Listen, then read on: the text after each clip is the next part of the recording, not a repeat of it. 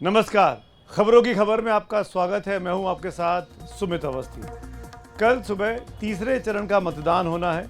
93 सीटों पर इस बार वोट डाले जाएंगे और इस बार की खास बात यह है कि इस बार चुनाव प्रचार के दौरान भ्रष्टाचार का मामला पुरजोर तरीके से उठा है। आज भी दिल्ली में दिल्ली के मुख्यमंत्री अरविंद केजरीवाल के खिलाफ एनआईए जांच की सिफारिश कर दी है उपराज्यपाल ने। और साथ साथ इस बीच में झारखंड का एक मामला उठा। झारखंड के मुख्यमंत्री पहले ही जेल में हैं, हेमंत सोरेन, और आज उनके करीबी सहयोगी जो कांग्रेस के बड़े नेता हैं स्टेट के, उनके घर छापेमारी हुई, ईडी की छापेमारी हुई। बड़ी संख्या में कैश बरामद हुआ है। कह रहे हैं कि 30 करोड़ के आसपास की गिनती अब तक हो चुकी है और अधिक कैश अभी भी मिलने की आशंका जताई जा रही है। बड़ी संख्या में ईडी के अधिकारी वहां मौजूद हैं। आपको बता दें, इस बीच झारखंड में प्रवर्तन निदेशालय यानी ईडी की कार्रवाई में नोटों का जो पहाड़ पकड़ा गया है वो झारखंड की जेएमएम सरकार में ग्रामीण विकास मंत्री आलमगीर आलम के पर्सनल सेक्रेटरी संजीव लाल के नौकर के घर हुई ईडी की कार्रवाई से पकड़ा गया है। 25 करोड़ रुपए कैश बरामद अब तक कर लिए गए हैं। 70 साल के आलमगीर आलम झारखंड में कांग्रेस के वरिष्ठ नेता हैं और विपक्ष इस बरामदगी को उनसे ही जोड़कर देख रहा है। ईडी की टीम ने आज रांची में कई जगह पर छापे मारे। जब संजीव लाल के नौकर के घर छापा पड़ा तो ईडी के अधिकारी इतना कैश देखकर दंग रह गए। इतना पैसा गिनने के लिए बैंक से पैसा गिनने वाली मशीनें मंगानी पड़ी। दरअसल ईडी ने ग्रामीण विकास विभाग के एक चीफ इंजीनियर वीरेंद्र राम के सिलसिले में ये छापे मारे थे। वीरेंद्र राम को फरवरी 2023 में गिरफ्तार किया गया था और उस पर कुछ योजनाओं में धांधली और मनी लॉन्ड्रिंग के आरोप लगे थे। आज के छापे के बाद आलमगीर आलम को जब बीजेपी ने निशाना बनाया तो उन्होंने कहा कि अभी कुछ भी कहना ठीक नहीं होगा क्योंकि जांच एजेंसी की जांच चल रही है।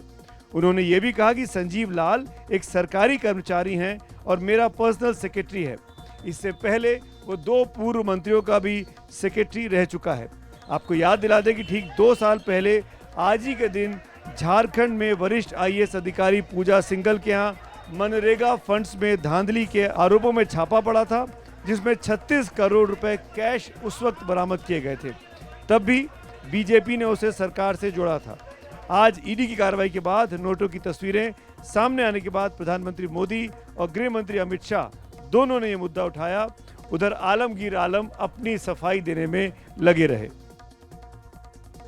ये कांग्रेस वाले, इंडी अलायंस वाले गुस्से में आए दिन ईडी ईडी चिल्लाते रहते हैं।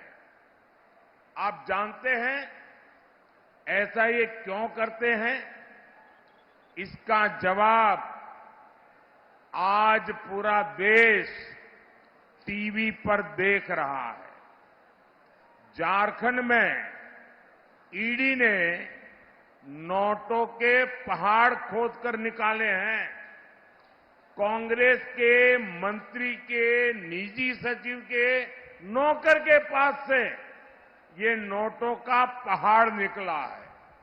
सोचिए, कांग्रेस वालों ने अपने नौकर के घर को काली कमाई का गोदाम बना रखा था। संजीव लाल एक सरकारी मुलाजिम है। वो हमारा पीएस है और हम लोग भी जब भी पीएस यूएस सिलेक्शन करते हैं तो अनुभव के आधार पर करते हैं।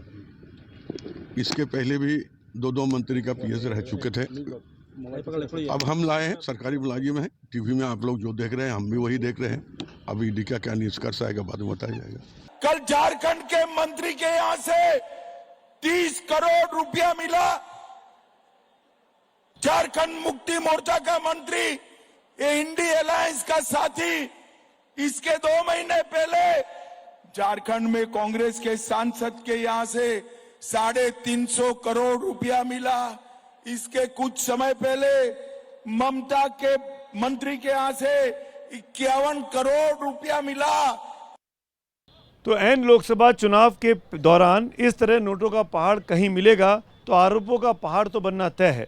झारखंड की 14 लोकसभा सीटों पर 13 मई से 1 जून के बीच अलग अलग 4 चरणों में मतदान होने वाला है। खैर, कल तीसरे दौर का मतदान है, जिसके लिए तैयारियां चुनाव आयोग का कहना है कि पूरी हो चुकी हैं। सभी पोलिंग पार्टियां सभी संबंधित मतदान केंद्रों पर पहुंच चुकी हैं। कई जगहों पर संवेदनशील इलाकों में पोलिंग बूथ्स भी बने, वहां सुरक्षा बलों को कड़ी मुस्तैदी के साथ लगाया गया है। सुरक्षा बलों की कड़ी निगरानी में ईवीएम वहां पहुंच गई हैं, वीवीपैट मशीनें वहां पहुंच गई हैं। अन्य उपकरण लेकर भी चुनाव कर्मी वहां पर पहुंचते जा रहे हैं। हम आपको ये तस्वीरें दिखा रहे हैं, ये असम के गुवाहाटी और धुबरी की हैं। असम की 4 लोकसभा सीटों पर कल मतदान होगा।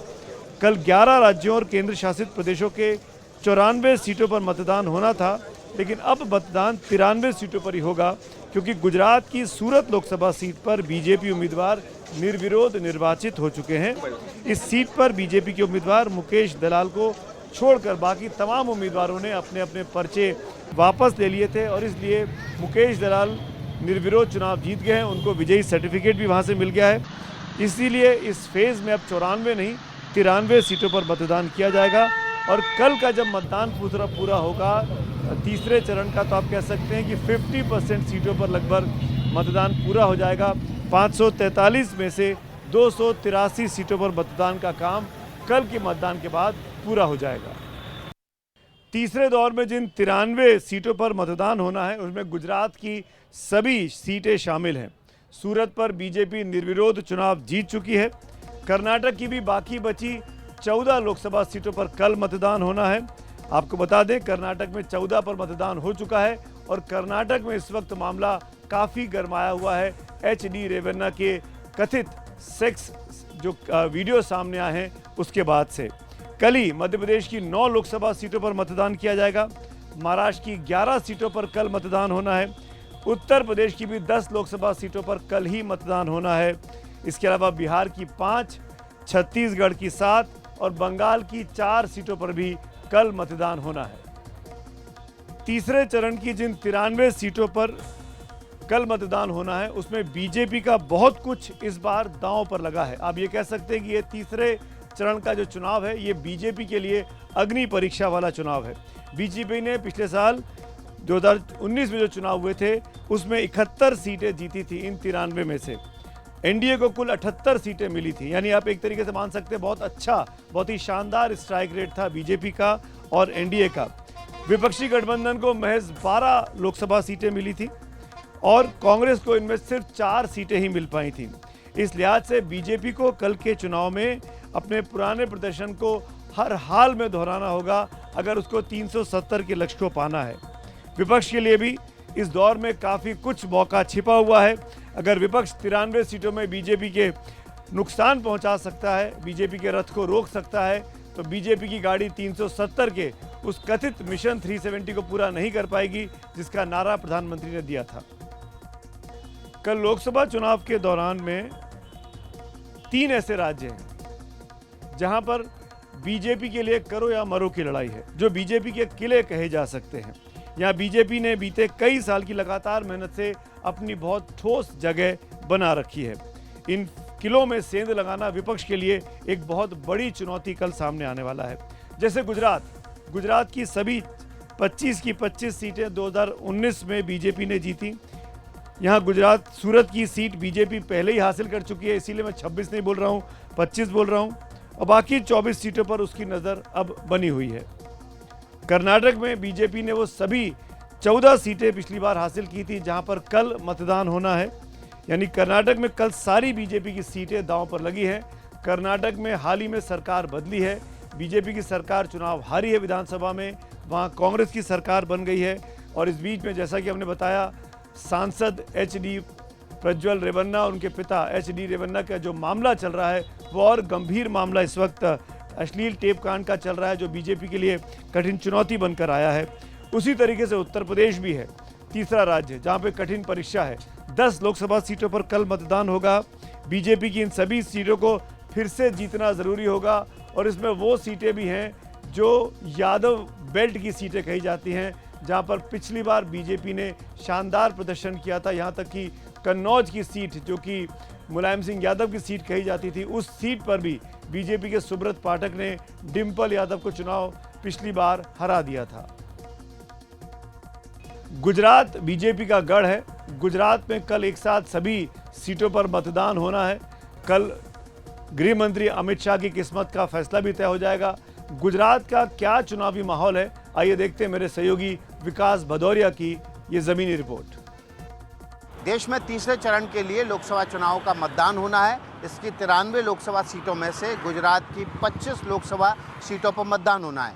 26 में से एक लोकसभा सीट जो कि सूरत की है वो निर्विरोध बीजेपी के उम्मीदवार मुकेश दलाल वहां से निर्वाचित हो चुके हैं। इस तरह से अब 25 लोकसभा सीटों पर मतदान होना है। इन 25 लोकसभा सीटों में कुछ वीआईपी सीट भी हैं। उसमें गुजरात की गांधीनगर सीट है जहां से केंद्रीय गृह मंत्री अमित शाह चुनाव मैदान में है। वहीं राजकोट से केंद्रीय मंत्री पुरुषोत्तम रूपाला चुनाव लड़ रहे हैं। इसके अलावा केंद्रीय मंत्री और स्वास्थ्य मंत्री मनसुख भाई मांडविया पोरबंदर से चुनाव मैदान में है। इन 25 लोकसभा सीटों पर कल जब मतदान होगा तो प्रधानमंत्री नरेंद्र मोदी भी अहमदाबाद में अपना मतदान करेंगे। केंद्रीय गृह मंत्री अमित शाह भी अहमदाबाद में मतदान करने के लिए पहुंचेंगे। तो गुजरात की जो 25 लोकसभा सीटें हैं यहाँ पर बीजेपी ने तकरीबन 5 लाख वोटों से जीतने का टारगेट अपने पास रखा है। गुजरात में क्षत्रियों की नाराजगी भी एक बड़ा मुद्दा है। इसका सीधा असर बताया जा रहा है 5 से 6 लोकसभा सीटों पर है। हालांकि ईवीएम में जब मतदान हो जाएगा, ईवीएम सील हो जाएंगे तो उसके बाद 4 जून को इसके नतीजे आएंगे। तभी ये साफ हो पाएगा कि बीजेपी अपने लक्ष्य तक पहुंचती है या नहीं। लेकिन देश की बाकी राज्यों की लोकसभा सीटों पर भी मतदान है और वहां पर भी देश दुनिया की नज़र जमी हुई है। और अब देखते हैं कि तीसरे दौर की 93 सीटों में से कौन सी पार्टी कितनी सीटों पर लड़ रही है। बीजेपी सबसे अधिक 93 में से 81 सीटों पर लड़ रही है। कांग्रेस 93 में से 68 सीटों पर अपनी किस्मत आजमा रही है। बीएसपी 79 सीटों पर अपनी किस्मत आजमा रही है। समाजवादी पार्टी इस दौर में यूपी की सभी 10 सीटों पर मैदान में है। तृणमूल कांग्रेस भी 6 सीटों पर अपनी किस्मत आजमा रही है। शिवसेना उद्धव ठाकरे 5 सीटों पर लड़ रही है और एनसीपी शरद पवार 3 सीटों पर अपनी किस्मत आजमा रही है। और आइए अब एक नजर डालते हैं तीसरे चरण में कौन कौन से बड़े दिग्गज हैं जिनकी किस्मत का फैसला कल ईवीएम में कैद होने वाला है और कौन कौन से कड़े मुकाबले हमको देखने को मिलेंगे। सबसे पहले गृह मंत्री अमित शाह जो गुजरात के गांधीनगर से चुनाव लड़ रहे हैं। एआईयूडीएफ के बदरुद्दीन अजमल असम के धुबरी से चुनावी मैदान में है। स्वास्थ्य मंत्री मनसुख मंडाविया गुजरात के पोरबंदर से चुनावी मैदान में है। प्रहलाद जोशी कर्नाटक के धारवाड़ से बीजेपी के उम्मीदवार हैं। नागरिक उड्डयन मंत्री ज्योतिरादित्य सिंधिया मध्य प्रदेश की अपनी परंपरागत सीट गुना से बीजेपी के टिकट पर चुनाव लड़ रहे हैं। मध्य प्रदेश के पूर्व मुख्यमंत्री शिवराज सिंह चौहान भी मध्य प्रदेश की विदिशा लोकसभा सीट से अपनी किस्मत आजमा रहे हैं। कल उनकी भी किस्मत तय होगा कि वो दिल्ली की राजनीति में क्या कुछ आगे जाकर करने वाले हैं। शरद पवार की बेटी सुप्रिया सूले एक बार फिर महाराष्ट्र के बारामती सीट से अपनी किस्मत आजमा रही हैं। वो एनसीपी शरद पवार गुट की पार्टी के उम्मीदवार हैं। यहाँ उन्हें अपनी भाभी सुनेत्रा पवार से चुनौती मिली है। सुनेत्रा पवार अजीत पवार की धर्मपत्नी है और अजीत पवार ने असली एनसीपी का जो चुनाव चिन्ह है वो अजीत पवार के पास चला गया है। बीजेपी नेता नारायण राणे महाराष्ट्र के रत्नागिरी सिंधुदुर्ग सीट से किस्मत आजमा रहे हैं। समाजवादी पार्टी की नेता डिम्पल यादव सपा की परंपरागत सीट मैनपुरी से इस बार चुनावी मैदान में है। पिछली बार वो कन्नौज से हार गई थी, उसके बाद मैनपुरी का उपचुनाव हुआ था। मुलायम सिंह के देहांत के बाद उसको उन्होंने जीता। मैनपुरी की वो सिटिंग सांसद हैं। मैनपुरी से इस बार किस्मत आजमा रही हैं। केंद्रीय स्वास्थ्य राज्य मंत्री एसपी सिंह बघेल एक बार फिर आगरा की सीट से अपनी किस्मत आजमा रहे हैं। बीजेपी की एक और वरिष्ठ नेता सरोज पांडे छत्तीसगढ़ की कोरबा सीट से उम्मीदवार हैं और उनकी सीट पर भी कल ही मतदान होना है। कल जिन सीटों पर मतदान होना है उनमें से महाराष्ट्र की बारामती सीट तो बहुत ही ज्यादा इस वक्त चर्चा में और दिलचस्प हो चुकी है। यहाँ पर पवार परिवार बनाम पवार परिवार की लड़ाई देखने को मिल रही है। बारामती सीट शरद पवार की सीट रही। शरद पवार ने जब बारामती छोड़ी तो अपनी बेटी सुप्रिया सूले के छोड़ी। सुप्रिया सूले यहाँ से सांसद हैं लगातार। अब 2 महिला सदस्य इस परिवार के आमने सामने हैं। भाभी का मुकाबला ननद से होने जा रहा है। बारामती से इस मुकाबले पर मेरे सहयोगी जितेंद्र दीक्षित की ये ग्राउंड रिपोर्ट देखते हैं। तीसरे चरण में महाराष्ट्र में कुल 11 सीटों पर चुनाव होने जा रहे हैं और इन 11 सीटों में से 7 सीटें पश्चिम महाराष्ट्र की है, जिन्हें कि शुगर बेल्ट भी कहा जाता है, क्योंकि यहाँ पर बड़े पैमाने पर चीनी उत्पादन होता है, गन्ने की खेती होती है और ये महाराष्ट्र के कई राजनेताओं का गढ़ रहा है। खास करके कांग्रेस और एनसीपी जैसी पार्टियों का ये इलाका गढ़ रहा है। इसके अलावा 2 सीटें मराठवाड़ा की हैं और 2 सीटें हैं कोंकण इलाके की।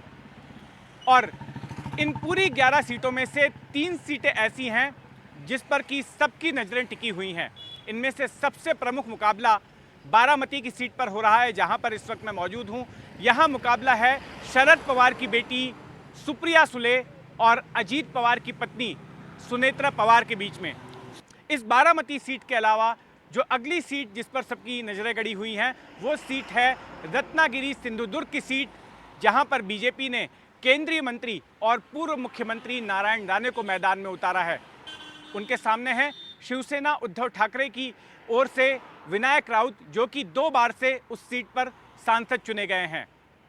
तीसरी अहम सीट है सोलापुर की सीट, जहां से प्रणति शिंदे कांग्रेस की ओर से चुनाव लड़ रही हैं। प्रणति शिंदे महाराष्ट्र के पूर्व मुख्यमंत्री और देश के पूर्व गृह मंत्री सुशील कुमार शिंदे की बेटी हैं। इससे पहले 2 बार सुशील कुमार शिंदे ने खुद इस सीट से चुनाव लड़ा था, 2014 में और 2019 में, लेकिन चुनाव हार गए थे। 2009 में वो यहाँ से सांसद चुने गए थे। तो उनके सामने बीजेपी के राम सातपुते, प्रणति शिंदे के सामने बीजेपी के राम सातपुते चुनाव लड़ रहे हैं। इस बार जो मौजूदा सांसद थे यहाँ के, उनका टिकट बीजेपी ने काट दिया था। तो देखना होगा कि आखिर ये चुनाव नतीजे किस तरह के परिणाम सामने लाते हैं। महाराष्ट्र के तीसरे चरण के लोकसभा चुनाव में उस जगह भी वोट डाले जा रहे हैं जो महाराष्ट्र की या देश की शुगर बेल्ट जिसको कहा जा सकता है। उन 4 दशकों से इस इलाके में शरद पवार का दबदबा रहा है। इस शुगर बेल्ट पर पूरी तरीके से शरद पवार जो कहते हैं उसी तरह की राजनीति यहाँ पर देखने को मिलती आई है। बीते 5 सालों में महाराष्ट्र की राजनीति में बहुत तेज़ी से घटनाक्रम बदले हैं। तमाम 2 बड़ी पार्टियां आपस में टूट चुकी हैं, शिवसेना और एनसीपी। उसके बाद अब सबकी नज़र एक क्षेत्र में टिकी हुई है कि कल वहाँ पर मतदान में क्या होने वाला है। चुनाव नतीजों से पता चलेगा, लेकिन इस शुगर बेल्ट की क्या वस्तु स्थिति है बता रहे हैं इस रिपोर्ट में मेरे सहयोगी जितेंद्र दीक्षित। लहलहाते गन्ने के खेत, देश में सबसे ज्यादा चीनी इसी इलाके में बनती है।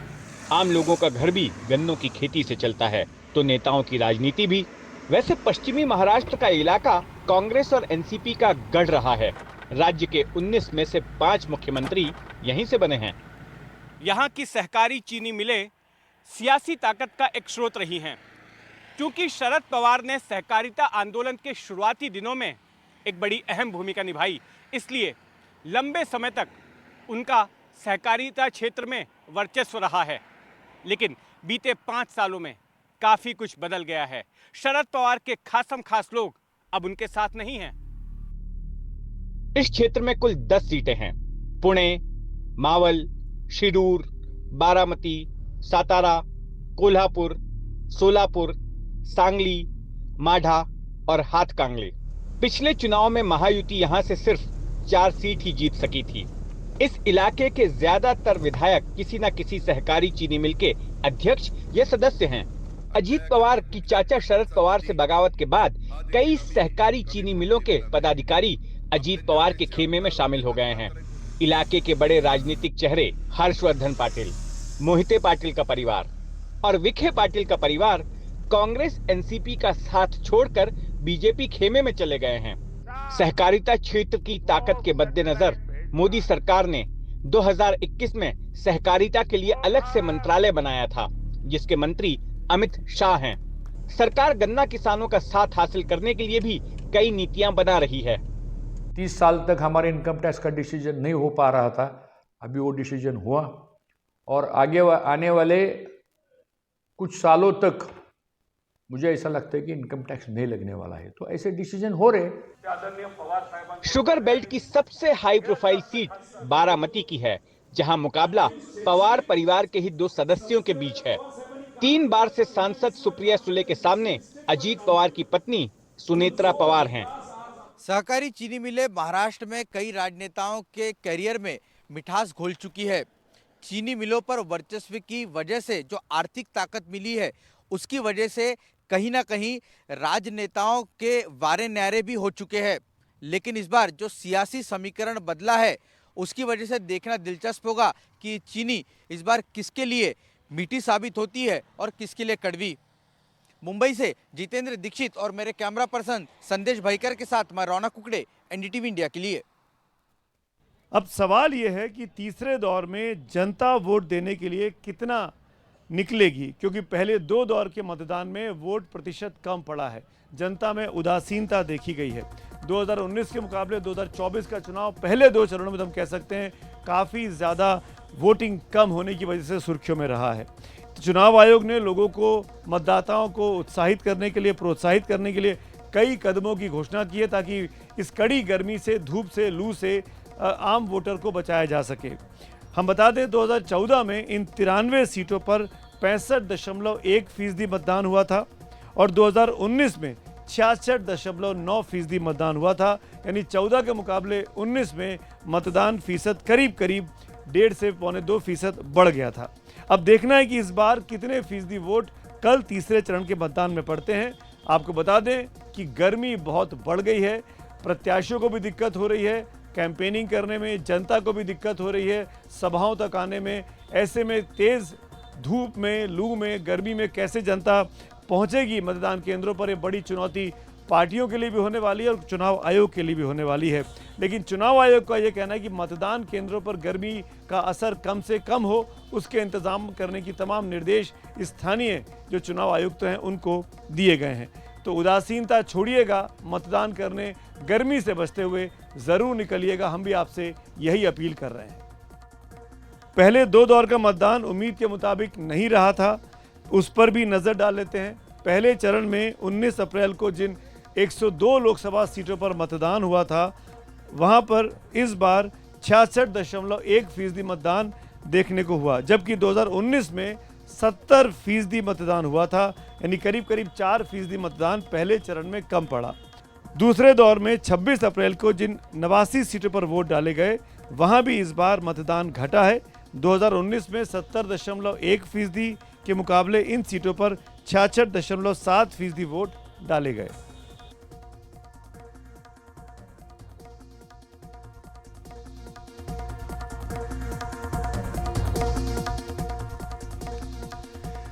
तो अभी आप देख रहे थे मेरे सहयोगी सुमित अवस्थी को, जो तीसरे चरण का अलग अलग नजरिए से लेखा जोखा बता रहे थे। अब आगे बढ़ते हैं। मध्य प्रदेश की 29 लोकसभा सीटों के लिए 4 चरणों में मतदान हो रहा है।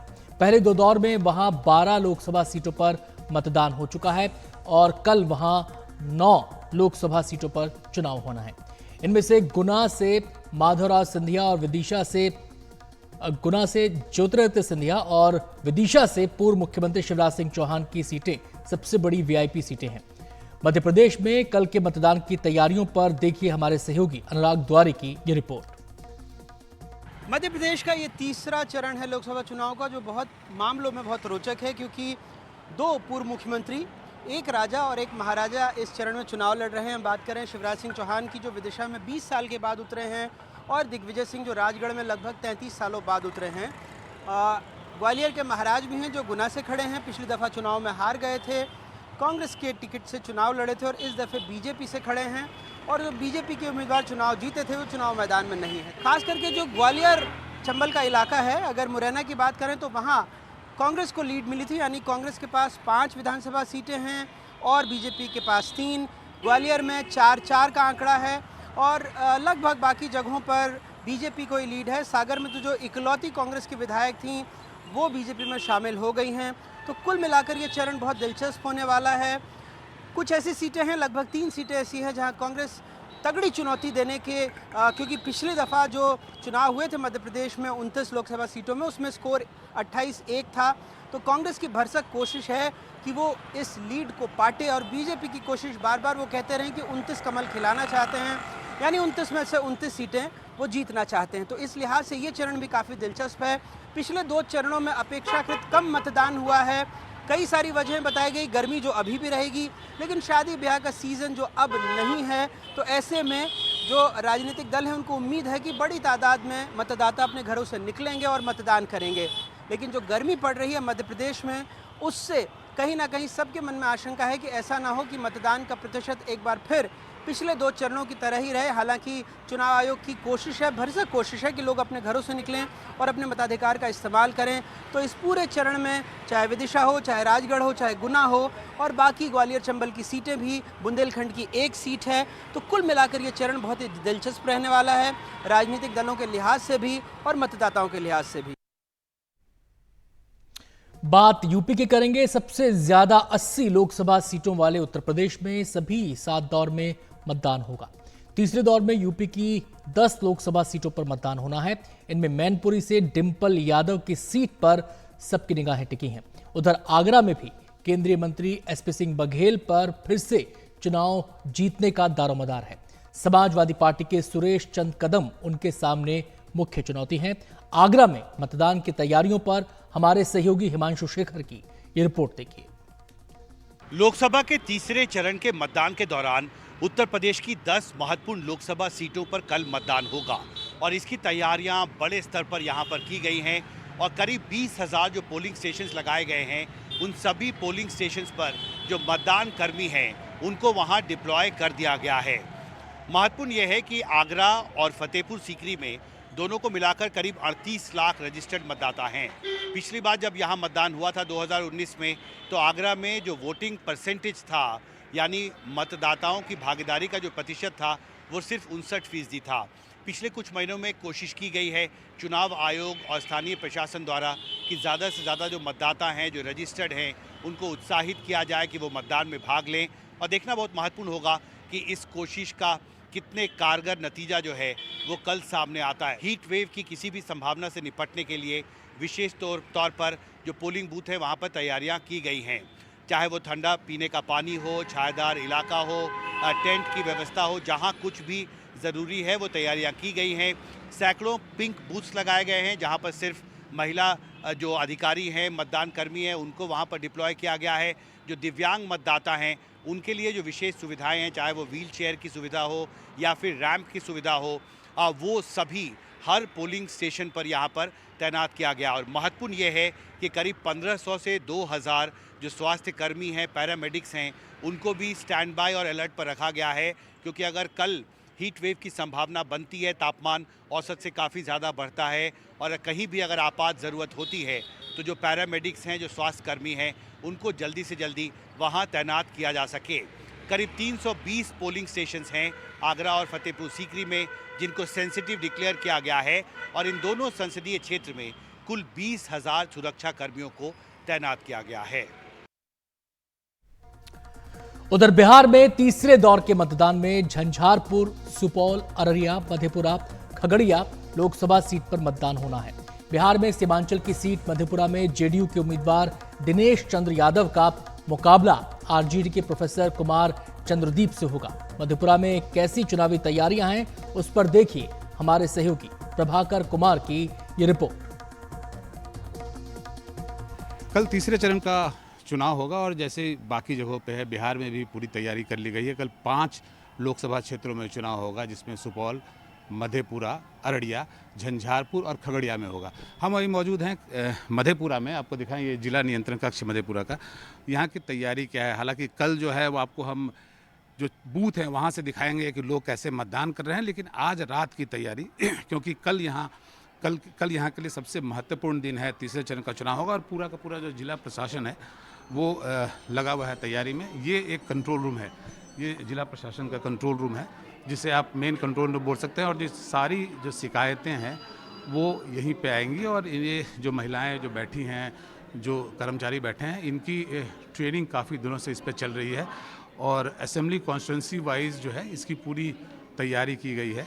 अभी रात के बहुत लेट हो रहा है, उसके बाद भी लोग बैठे हुए हैं, कल की तैयारी कर रहे हैं, क्योंकि कल इनके लिए सबसे महत्वपूर्ण दिन होगा और कल यहीं से पूरे जो कॉन्स्टिट्यूंसी है पूरे ज़िले की और पूरे मधेपुरा लोकसभा कॉन्स्टिट्यूंसी का। जब शिकायतें मुझे मिलेंगी तो मैं किसी के ट्रांसफ़र करूँगा, उसके बाद उस पर क्या कार्रवाई की गई वो भी इंटर किया जाएगा और उसका कंप्लायंस हुआ या नहीं हुआ वो भी इंश्योर किया जाएगा और उसको इन राइटिंग किया जाएगा।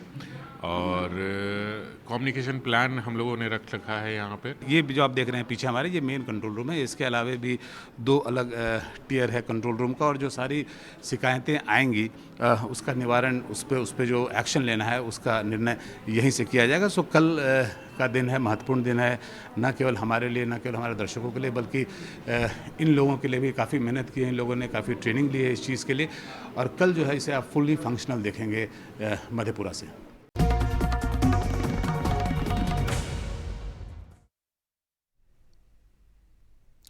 जम्मू कश्मीर के पुंछ इलाके के सुरनकोट में शनिवार को वायुसेना के जवानों पर हुए आतंकी हमले की जांच से यह साफ हो गया है कि यह हमला आतंकी संगठन लश्कर-ए-तैयबा के सहयोगी गुट PAFF ने करवाया है।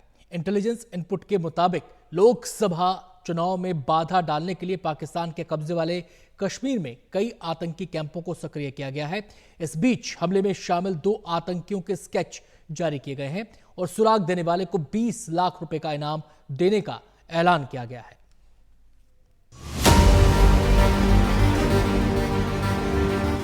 सूरनकोट के इलाके में तलाशी अभियान जारी है। फौज घर घर गली गली जाकर तलाशी ले रही है। माना जा रहा है कि जिन आतंकियों ने भारतीय वायुसेना के जवानों पर हमला किया वो अभी भी इन्हीं जंगलों में कहीं छुपे हैं।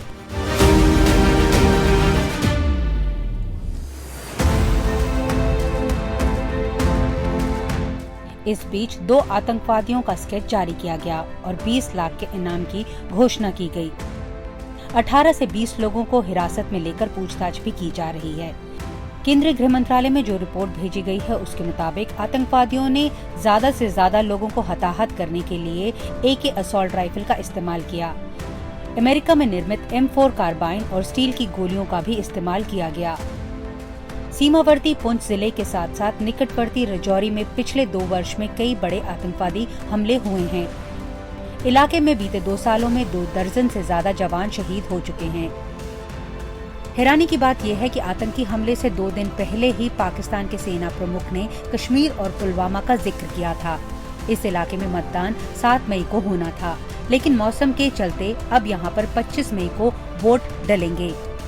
आपको लग रहा है कि फाइनल होगा? फाइनल होगा जनाब, और जो ही अमरनाथ यात्रा हो जाएगी मैं आपको लिख के देता हूँ कि यहाँ पे इलेक्शन होगा। आप तैयार हैं उसके लिए? अरे आ जाओ, आज देख नहीं रहे हो, हम तो सालों से तैयार हैं, वो तैयार नहीं है, उनको और ABC नहीं मिल रहे हैं। क्या लग रहा है कि जयराम रमेश कह रहे हैं कि पुंछ अटैक पे राजनीति हो रही है, कांग्रेस राजनीति कर रही है पुंछ अटैक पे, किस तरह देख रहे हैं? कोई राजनीति है क्या? राजनीति का बाप नहीं कर रहे हैं? जो इनपुट सुरक्षा एजेंसियों तक पहुंच रहे हैं उसके मुताबिक जो हमलावर थे वो फ्रेश इन्फिल्ट्रेशन था और माना जा रहा है कि वो घने जंगलों में अभी भी छुपे हुए हैं, जिसके चलते एरिया में अलर्ट जो है वो घोषित किया गया है। और जो एजेंसीज हैं उनका कहना है कि अगले 20 दिन तक वो सतर्क रहेंगी, क्योंकि माना जा रहा है कि इस तरह के और हमले हो सकते हैं। नई दिल्ली से कैमरा सहयोगी पूजा आर्य के साथ मैं नीता शर्मा, NDTV इंडिया के लिए।